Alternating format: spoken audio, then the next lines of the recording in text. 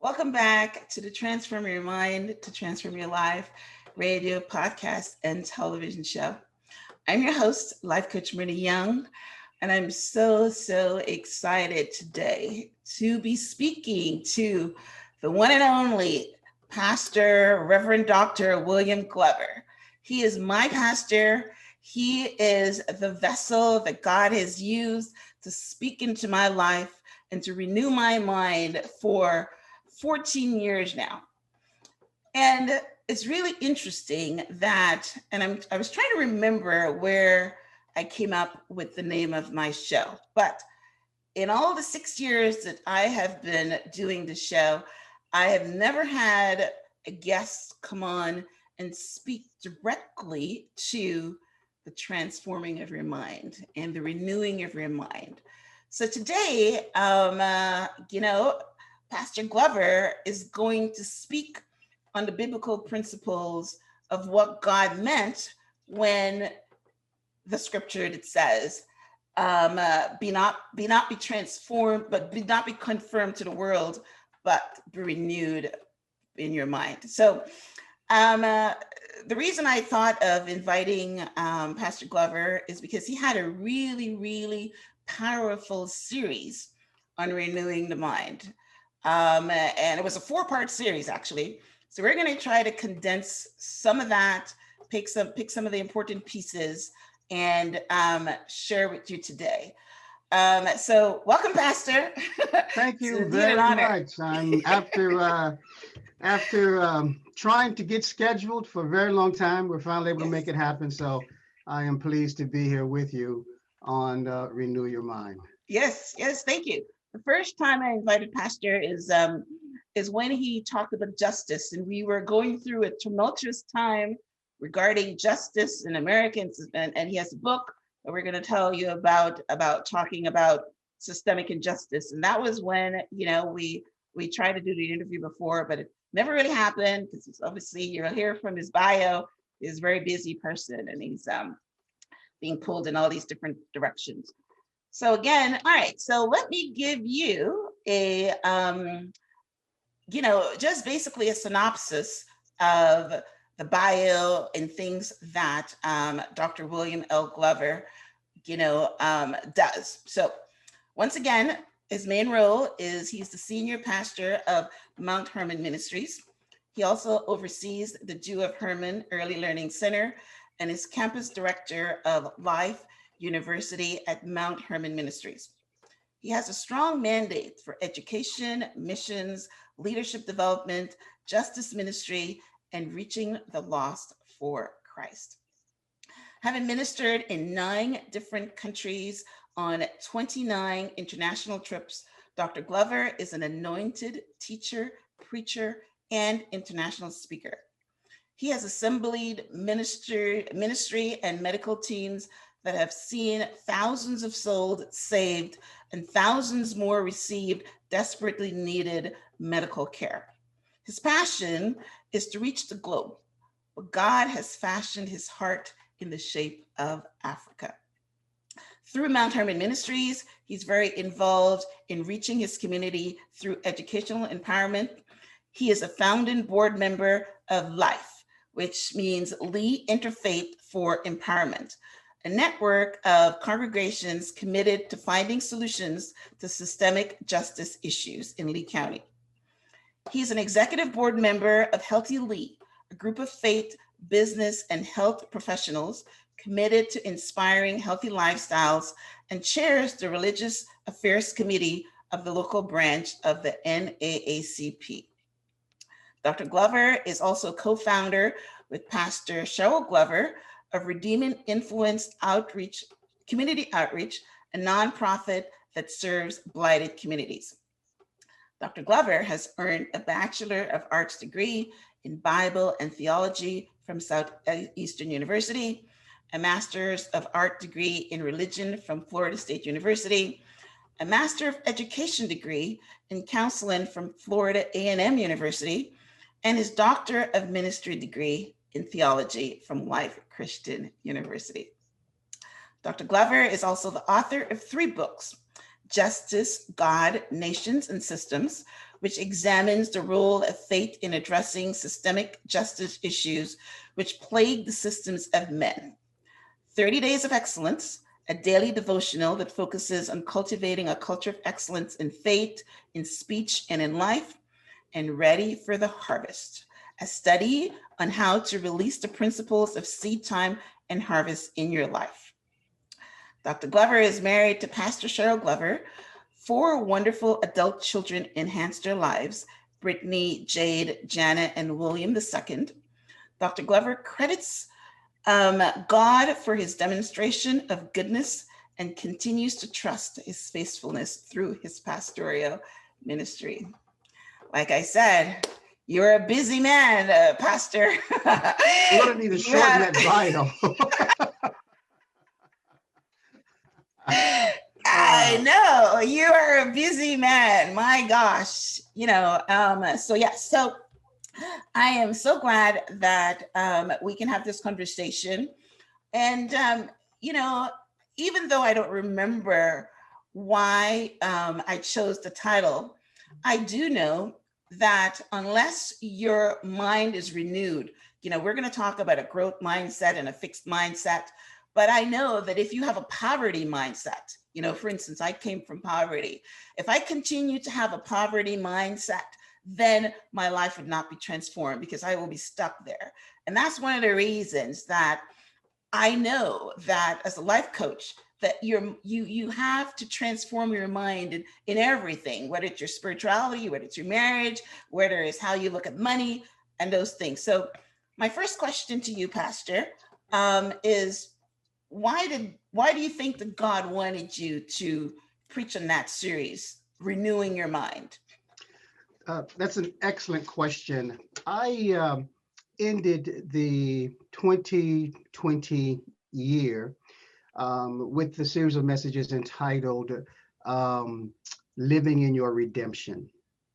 The idea being that God had already paid the price for redemption and that he's redeemed our lives from destruction. Whatever destruction has occurred in our lives, be it, personal, financial, relational, emotional, mental, that God has already invested in the price to redeem, restore us from that.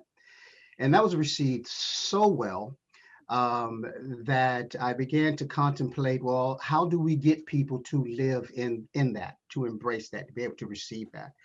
And from that, the sermon series, Renew Your Mind, was born because if a person can hear something, but if it's not internalized and if it's not received, then it's not going to have an impact on their lives.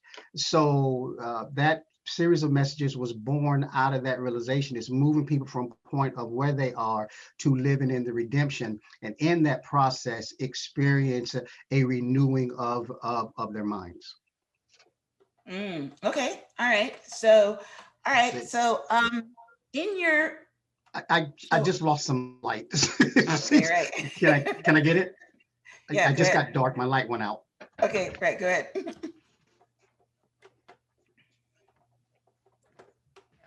I'm sorry about that. No, that's all right. Yeah, I noticed it. So I'm glad you caught Disappeared it. from the screen. Excellent. All right. Okay. So in the series though, I mean, I understand now why you you wanted, us to live in the redemption and understand that we've been redeemed. And of course, 2020 was a very difficult year for most people. But you talked about 3 different parts of the mind that God wants renewed. Can you share with us those 3 different parts? Okay, sure. And there are different aspects to each individual sermon. And so the broad overview is the reason the mind is important is wisdom literature. Scripture reveals that the mind is connected to and influences our psyche, our conscious, and our heart. And when we talk about the renewal of the mind, it is not simply about changing or adjusting how you think, but it impacts your sense of self-consciousness. It impacts your conscious, which is your sense of what's right and wrong. It impacts your heart, which in Hebrew literature is the center of your being. So it runs much deeper than simply making confessions and changing how you think upon a thing. You quoted the Apostle Paul earlier, be not conformed to this world, but be ye transformed by the renewing of your mind. And there are three action verbs there.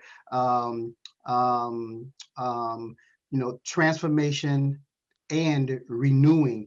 So one is internal, one is external, and it impacts our psyche, our conscious, and our heart. So it is the transformation of the total person, the total being. Okay. All right. So yes, that's right. So those are the three parts. You talked about the psyche, you talked about the consciousness, and you talked about the heart. And I like what you said about adjusting how you think, because that is very important. You also said you talked about the flexible, the fluid, and the fixed mindsets. Right. So of course, I'm a note taker, so Mm-hmm. Mm-hmm. I'm pulling my questions from me listening to the sermon. So, Right. okay, so yeah, can you connect Yeah. those two? And again, to have a conversation about what kind of mindset are you working with? Okay, is your mindset flexible? Is your mindset fluid? Is your mindset fixed, which could be good or bad depending on what it's fixed on? Okay. That's all in the context, and I'll address that. But I do think it's important to sift out um, understanding when we talk about the psyche and the psyche being your sense of self-consciousness. And why do we need renewal in our sense of self-consciousness? Well, number one, it's our sense of awareness. It is our sense of self-worth, and it also is our mental and emotional health. So if I just work with that aspect, if your mind is not flexible and you need work in your sense of awareness, because there's some people who are just not self-aware, Yeah. or there's some people who suffer from low self-esteem, or there's some people who are damaged mentally and emotionally. And if you are not flexible, which means pliable, then you will resist God doing the eternal work in your psyche to transform your mind. So Mhm. understanding that for transformation to occur and to embrace that process, you have to have some flexibility, because there can be no transformation if you're unwilling to change. So Okay. conversely, being fluid, which Hmm. which which which means that you're evolving. Um, you are open to change. And so again, if you're not fluid, fluidity is important, because if you internalize some what they call stinking thinking, right? You have a toxic mindset about yourself or about Hmm. people. If you internalized something that is destructive to how you see yourself or your interaction, or for instance, oftentimes when people experience hurt in a relationship, they'll say, I'll never trust another man again, or Right. I'll never trust another woman again, right? Right. Well, if you're not fluid, if you're not willing to let that go and embrace truth, then you cannot have a transformation of mind. Mm. And so then, then the third thing you mentioned there was a set mindset. Now, just like when we lay concrete, we have to Yeah. do Yeah. the work Yeah. Yeah. before the concrete sets. Right. Because once it sets, it's fixed, right? Hmm. So we have to be careful what we let set in our minds. We have to do the work while the concrete is fluid and applicable. But if you let it set, you let it dry, and then the other concept we talked about that is meant by renewing is renovation. Then you got to go in and you got to do some renovation, and that is much more difficult work because you got to rip out before you can put in. Right place, wrong time, hefty ticket. Climate Resolution understands the stress of having your budget hit by unexpected costs. Whether the parking meter ungraciously ran out before your doctor's appointment ends, or you mistakenly parked in an unauthorized area while rushing to meet with a potential investor. Parking citations are a nuisance. The last thing you need is a setback while trying to get ahead. You have 1,000,001 things to worry about. Trying to figure out how to scrounge up ticket funds should not be one of them. Instead of attempting to pay what you don't have or accumulating late fees, we offer interest-based repayment plans. With us, you're able to secure payment of your ticket while guaranteeing a feasible payback option. More importantly, you avoid the risk of having your vehicle towed, registration canceled, or driver's license suspended. Why worry and strain when Climate Resolution is here to help? Climate Resolution, get your parking ticket paid. So that's kind of how it's all related, and it runs much deeper than what you're thinking, because when we're inviting God to transform our mind, then we have to understand our psyche, our self-consciousness, the work we got to do there. And then we can have the same conversation about the conscience, the role it plays, and the heart, the role it plays. And that's why the mind is so important, because it is connected to all of these aspects of the human person, and they're all interrelated, yet distinct. Yeah. Okay. That's very interesting. As you were talking, and you gave that example there about someone getting hurt, and they're saying they're never going to trust anyone again. But one of the first questions I want to rebut on that is, so okay, that's a great analogy about someone with a fixed mindset, like concrete. Now, Mhm. in the coaching world, when we talk about a fixed mindset, we're saying that no growth. You're just fixed, and okay, my mama was this way, my grandmother was this way, and that's the way I'm going to be. No growth. But I like what you said about concrete. So, um, uh, if your mind is set like concrete, is it possible for it to be changed? Well, yes, and but again, you have to have awareness to it. And back to the concepts we're dealing with, the literature of the Apostle Paul, be not conformed, but be transformed by the renewal of your mind. Mm-hmm. So you get at that concrete two different ways: through transformation, which speaks to internal work that has to be done. Okay, Okay. the word transformation is from the Greek word metamorphosis, Okay. and so that speaks through going through a transformation, but it starts from the inside out. So a Mm-hmm. person has to be willing to do that work to Okay. allow the metamorphosis to take place. Okay. And then Okay. the other word that's used that has another concept, which we already spoke to, is renewing, which literally has to mean, carries the meaning of renovating.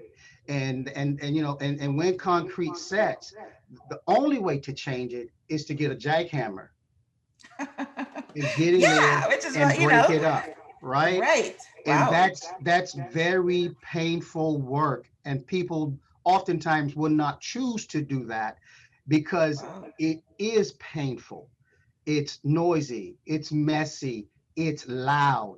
But if you're going to lay a new foundation in your life, right?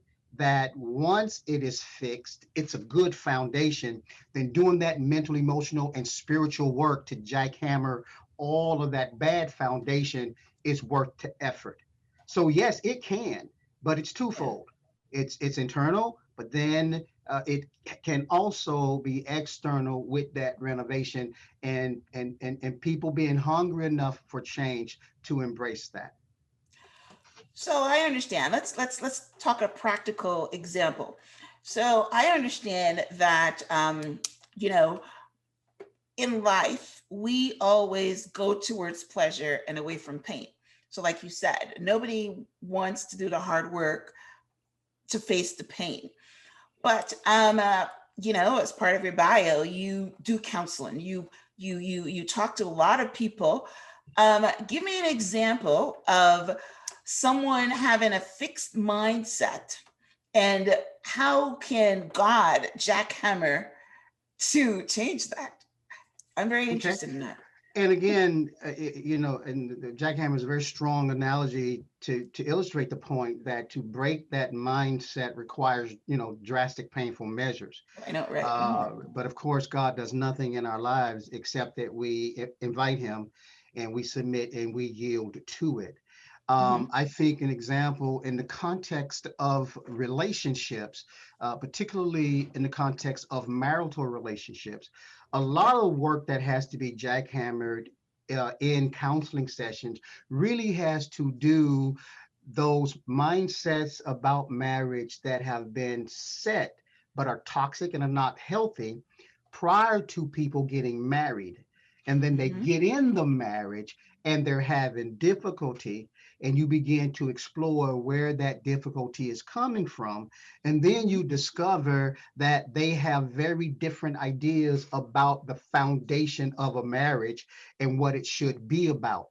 And the Mhm. classic example really is how men and women are socialized in our society. Women, young girls, are socialized towards interdependent relationships. Okay, as they play together, they share much more readily than men do. They are invested in group success as they are reared, and everybody kind of having a good time and winning. Boys are socialized totally different. It's stand on your own 2 feet. It is be independent. It is be a man. It is don't share your emotions. It is suck it up, man through. So you Right. enter a marriage which is built on interdependence, Mhm. mutual alliance. Mhm. Men enter that state much less equipped than women are. That's why women are 10 times more verbal than men. One of the Right. fun exercises I like to give when I'm dealing with communication is I'll ask the man and the woman to get a sheet of paper and have each one of you write me all the feeling words you are aware of that you can think of. Yeah. And the woman's list is 4 times longer than the man. I can understand that. I Right. And probably have so, and two. now we wonder exactly. And now we wonder why communication is difficult. Right, right, right, right. So, doing the work with that couple to help them understand that in the context of a marriage, it's about interdependence and not independence. Mm. And helping the female understand the male she's working with, and Mhm. helping the male understand the female she's working, because you arrived at adulthood through very different means of socialization, Yeah. and then Yeah. understanding the skill set that makes the marriage work. Ladies, Right. when you're with your girls, you use a million words, all you want to. You cry. I'm amazed when I watch my wife fellowship with her girlfriends, because they'll end up crying, and then she go, "We had such a good time." And That that is just doesn't funny. compute with us men. That's right. Right. Right. Right. I have buddies come over and we sit on the patio, and we watch a football game, and we're not saying a word, and we'll comment on the game every now and then, grunt or something, and then we'll leave it. Man, that was great. Enjoyed the Yes. time. Yeah. And Yeah. my Yeah. wife is like, "Y'all didn't even talk." I'm like, "Babe, we're men. We don't." You're talking truth here. That is very true. Exactly. Right. So Right. Right. helping, so breaking up that concrete kind of mindset that each spouse has based on how they were socialized about what the marital relationship should be, and helping them understand that here is what the aim is. It is mutual, um, uh, and it's interdependence, right? And what that looks like. So that would be just a simple, broad example of what we're talking about and the application Right. of renewing the mind in the context of a marital Right. relationship. Yeah. Yeah. Yeah. I get that. That's really great. Now, it's interesting that one of the first things I learned from you as my pastor has also to do with my mindset on my marriage. And one of the ones I want to share, I mean, I've had lots of changes over the years, been married 15 years now to this current husband, but I came into my, I had two husbands before, and I came into my marriage with certain expectations and things like that.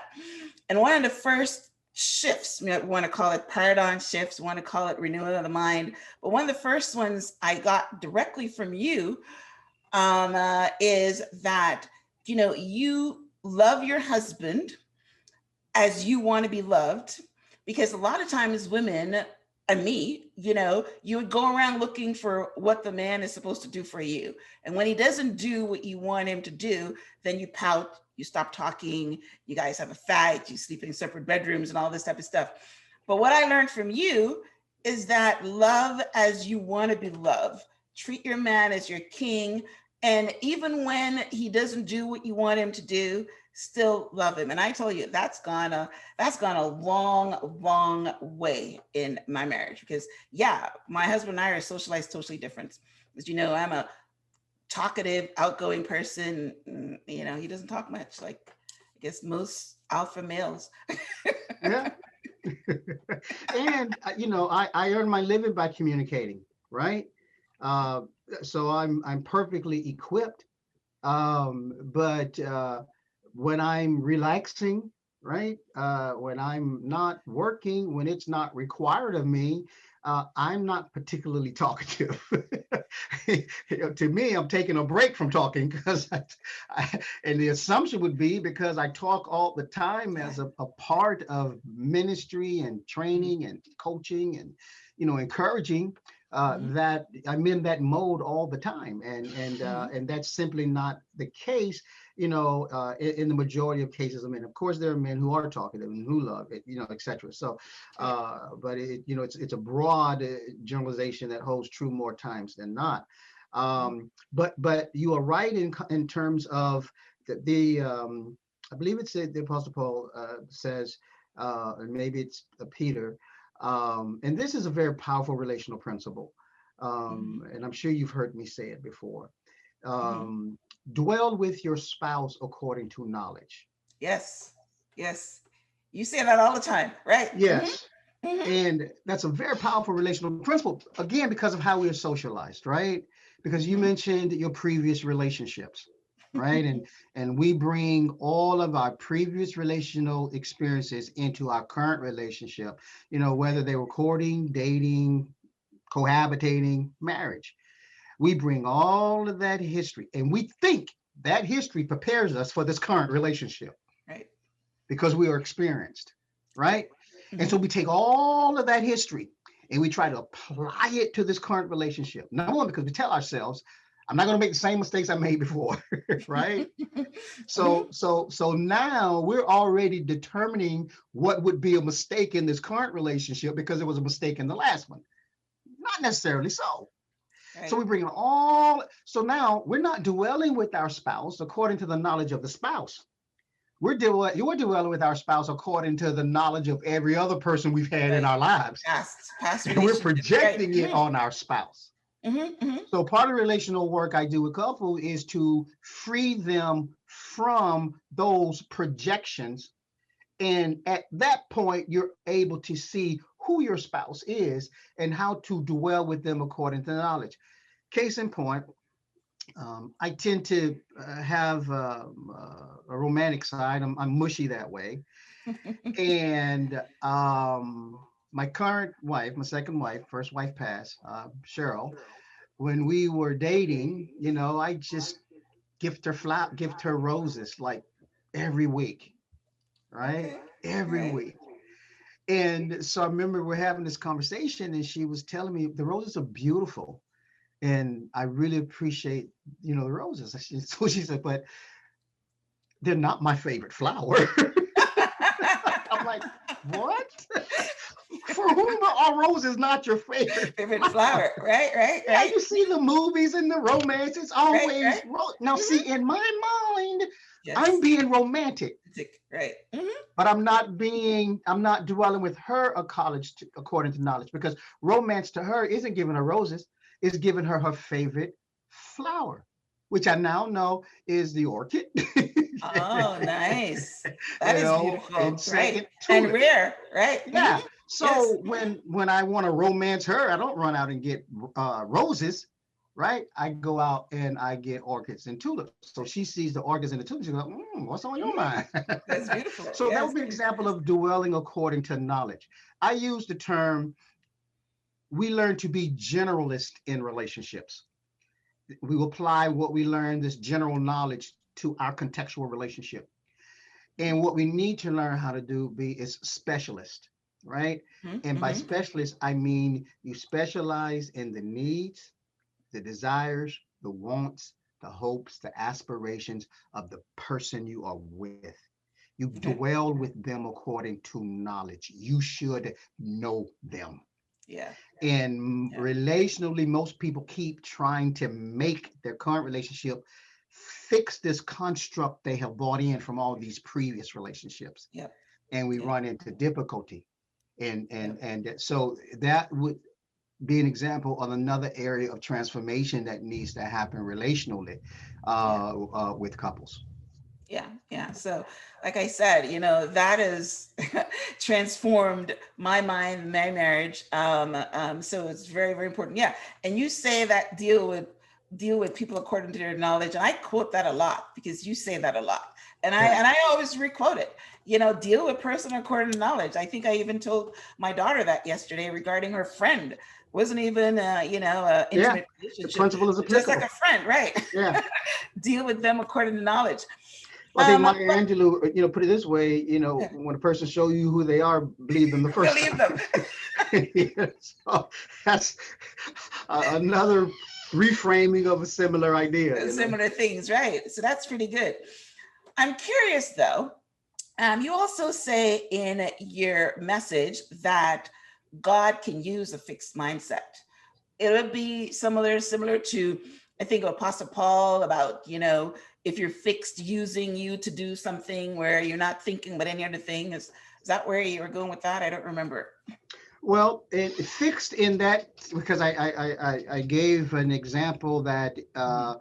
with the concrete, if it's not fixed in the right way or on the right thing, then Mhm. fixed is not good. You're going to have to do some renovation on this work.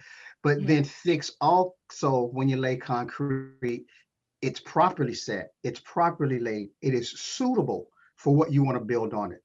Mhm. Case in point, um, there is an expression on adage in leadership development that says you can't build a house larger than the foundation it rests on, True. or it True. will fall, True. right?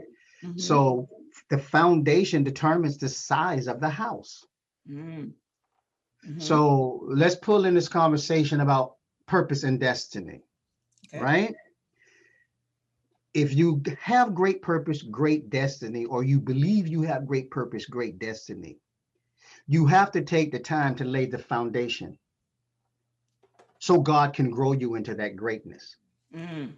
Okay. The problem with a lot of people who confess great purpose and great destiny, they've not taken the time to lay a foundation that can accommodate the greatness they espouse to. Mm. And so what happens is when they build beyond the capacity of the foundation to support it, it falls. Mhm. So when the foundation is adequate, when it is suitable for the relationship, when it is adequate, when it is suitable for your finances, when it is adequate, when it is suitable for your purpose and your destiny, it's fixed It's fixed. and God Okay. can build on it. Ah, got you. So how do you get to this foundation? Is it the word of God, biblical principles, your parents? How do you get there? Well, it's understanding the principle to begin with. What kind of relationship you want to have. Let's lay the foundation for it. What kind of financial future you want to have? Let's lay the Ah, foundation for it.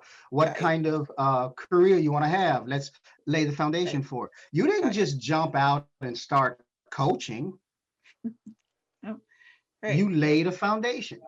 Yeah, And in my yeah, conversation with you, I know you're still laying foundation because yeah. you have greater aspirations, Yes, right? You yes, said some yes. things to me, right? And you said it, but I what I internalized is okay, she's not done.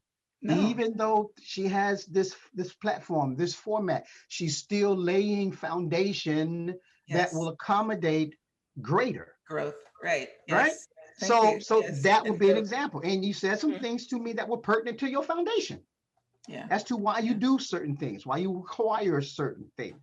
So Yeah. that would be an example. People don't take the time to factor in the type of foundation they need to lay to accommodate their dreams, their visions of what they want. And that Yeah. can be applied to anything. In my book, 30 Days of Excellence, I actually talk about this in one chapter where I talk about, excellence is in the foundation that you lay. Mm, And I give the illustration of when I was a student at Florida State University many, many, many moons ago, mm, and near the Capitol building. I think they were building a new courthouse, and I would pass this en route to work every morning. mm. And they eventually, like they oftentimes do, put this big fence and curtain it off around construction sites so you don't really see what's going on when you're passing. And I remember, like after months, thinking, man, when am I going to see anything? There's nothing emerging over the Right. fence. Right. You Yes. know, They're I doing mean, it how underneath. how Yes. big a Yes. hole do they have to dig to start this Yes. building, right? Yes. But Yes. when I finally saw the building surface, it went up and up and And up. up. And they build twice as long as it took to dig the hole. Wow. But the hole was big enough, the foundation was big enough Yes. to accommodate this, I don't know how many stories Yes. it was, building. Yes. So Yeah. we have to have the willingness by way of laying the foundation to dig deep before we ever start Mm. coming up. I love that. I love that. I love that. Plant the seed, water it. Yes. Yes. Yes. Give it sunlight. I love that. Okay. So as we're almost coming to the end, I want to find Already? out Okay. why. I know, right? We got some more time, but I want to find out. So why did God say that do not be transformed to the world? But no, sorry. That he Conform to says the you should world. renew, right? That he said you should renew your mind. Do not be conformed to the world, but be, transformed by the renewing of your mind. That's it, right? So what was the biblical principle there, and what do we need to share on that? Because it is all a battle for the mind. Okay. It's all a battle for the mind. For this simple principle that's found in Proverbs, Mhm. as a man thinketh, so is So he. is he? Yes. Your mindset determines who is a reflection of who you are, and it determines who you will be. Hmm. We Hmm. will never be greater than our thoughts about things. Yeah. We will never rise above our thoughts about things. Hmm. We will never allow ourselves to be pulled beneath our thoughts about things. Right. Thoughts reflect who you are, thoughts reflect where you are going. Mm. So, when a very constructive way to judge who should be in your circle, when you're with people, what are they thinking about? Mm. Are they thinking thoughts that elevate or tear down? Are they thinking Mm. thoughts that are toxic or healthy? Hmm. So there is a battle for the mind. And the world, it's called propaganda. The world, marketing, advertisement, political campaigns.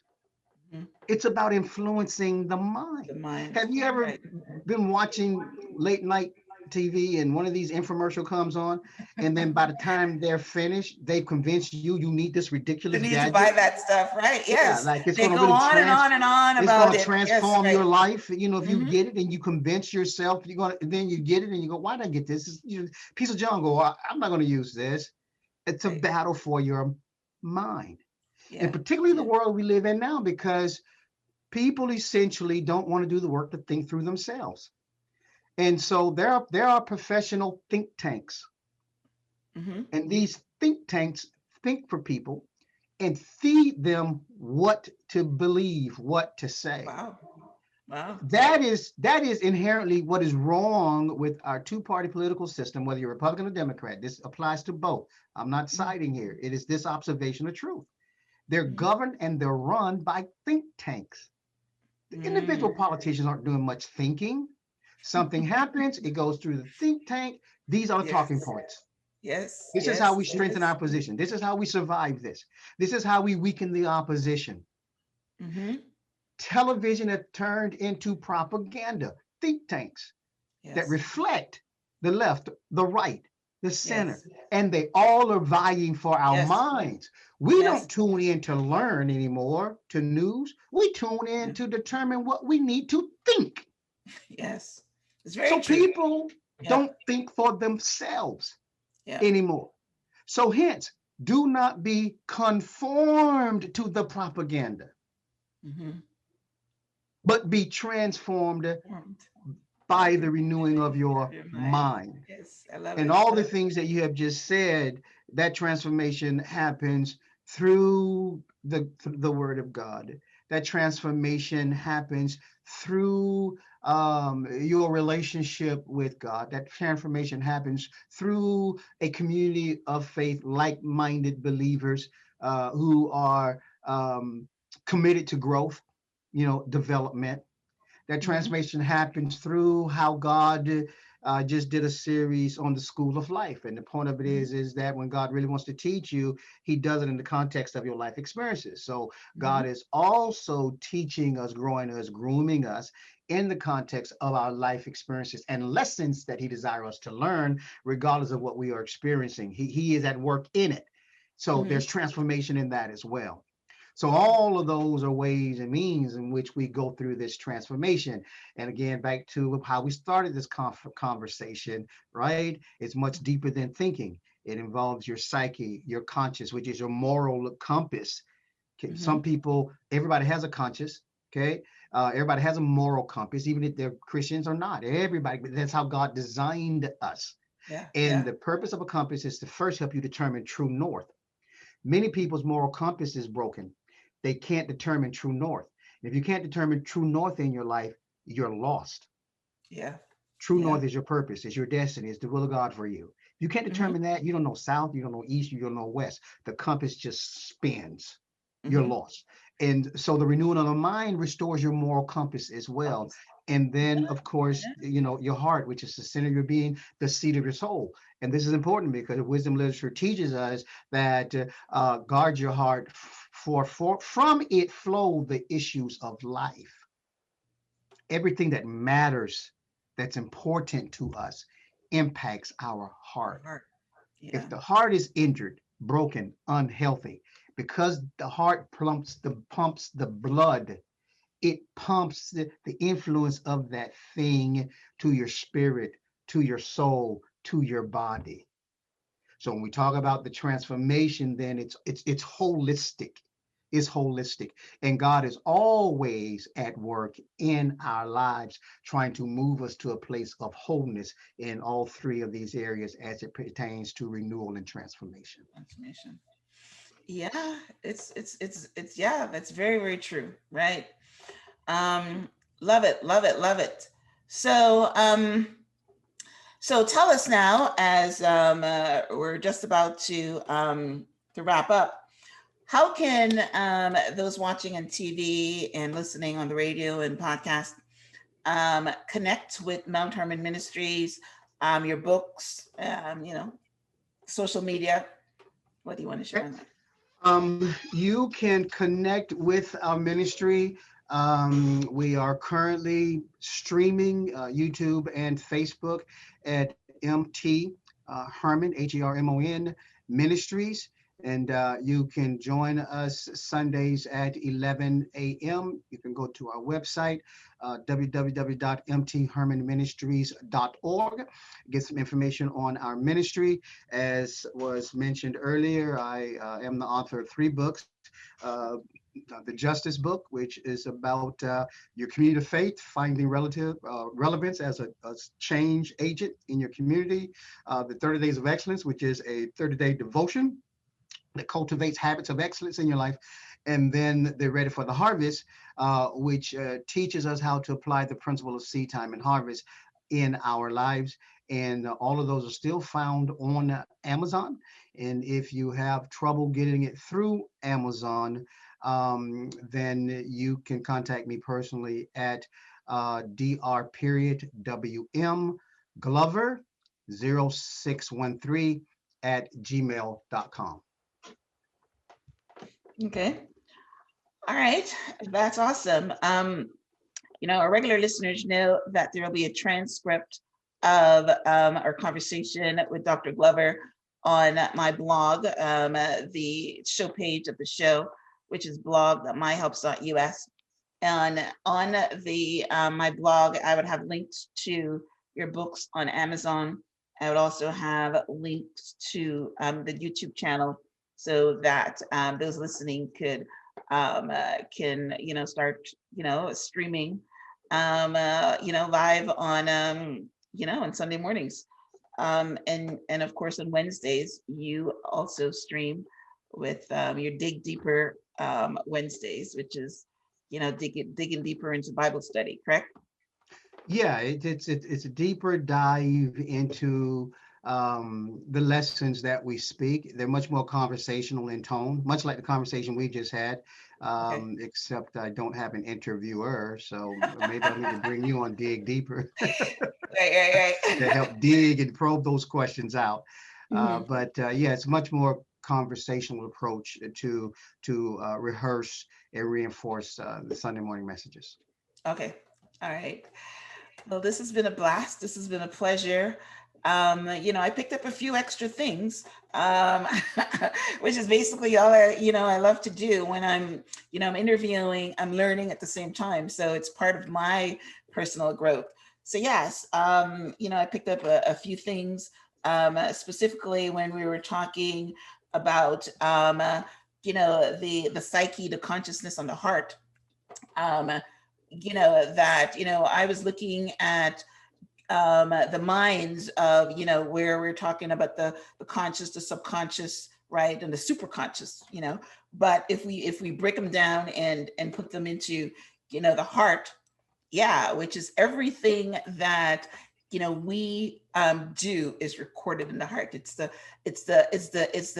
organ that is the first to beat and the last when we die. And it's very interesting because yes, every single thing is recorded, and the devil wants your heart, and of course God wants your heart, so it's pretty good.